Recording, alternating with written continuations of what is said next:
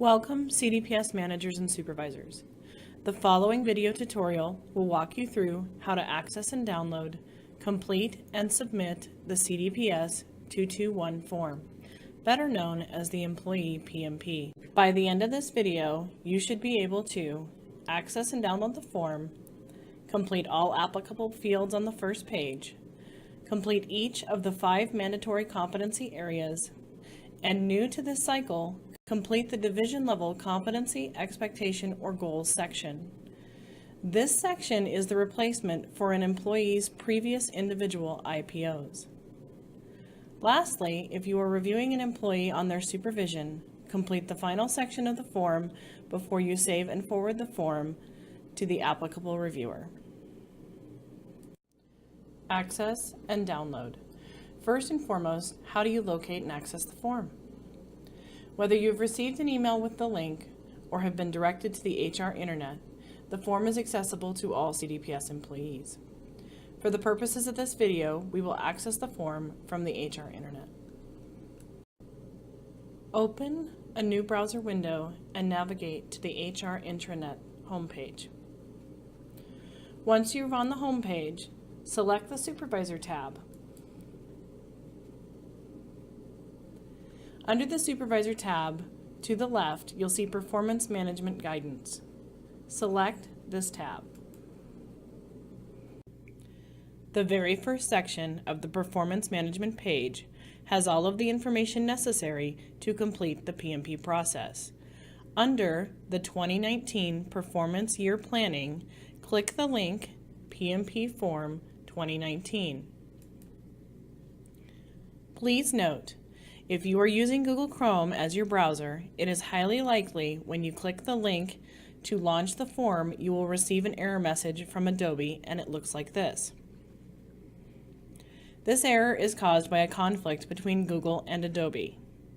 To continue to the form, simply select the download option at the top of the page. Once the download is complete, open the drop-down menu and select Show in Folder. From here, locate where you've downloaded the form. Right-click on the form and say Open With, and then select Adobe Acrobat. Before we move on to complete the form, let's touch on a few helpful tips. First tip, Adobe Acrobat. In the last slide, I demonstrated selecting Adobe Acrobat to launch the PMP.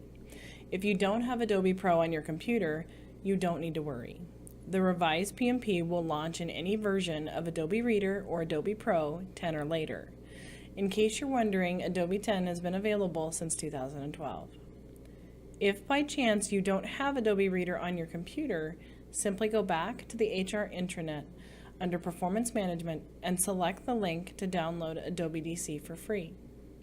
Our second tip, be sure to read the updated PMP manual. The manual and form have been redesigned and updated for easy consumption by supervisors, managers, and employees alike. And our last tip, check out and watch the other performance management training video.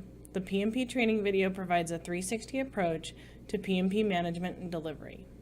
Now let's complete the form. So now we've launched the form in Adobe Pro. At the top of the form, we start with entering the current year beginning and ending cycle dates. You can free text this field, or you can use the calendar functionality. The review given date should be the date that the employee and supervisor meet and discuss the plan and PMP. Employee name should be listed as last, first. The EID is the employee identification or their 99 number, and the complete 99 number should be entered. Then you'll select the employee's applicable division. It's important to note that each of these boxes have been set up with tooltips so that if you are new to completing the form or you need additional guidance, simply hover over the form and you will see what information is necessary to complete the form. Throughout the form, you will see gray informational boxes. This helps explain each section of the form as you progress. For raters and reviewers, you can enter up to 3 raters and 3 reviewers for each PMP. However, under signatures, All signatures require an Adobe digital signature. If you have previously created a signature, this box should pop up and you select Sign. It will ask you for a password.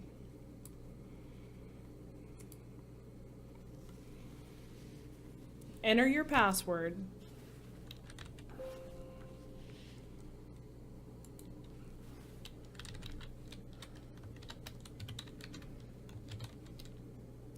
And it will allow you to sign the form. The last section of page 1 is designated for selecting the applicable employee rating. All 3 definitions have been revised, so be sure to read each one carefully before making a final selection.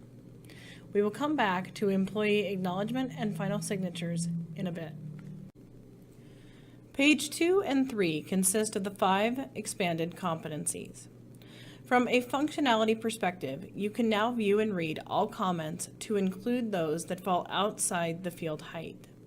So for example, if your supervisor has 2 pages worth of comments, they can type into the form or copy and paste into the application. As an example, I've pasted some lengthy content into the form. You can see to the right of the form that there is the scroll bar, just like in previous versions of the form. However, now when you click outside of the form, the boxes are designed to expand to accommodate all comments that you've posted in the form.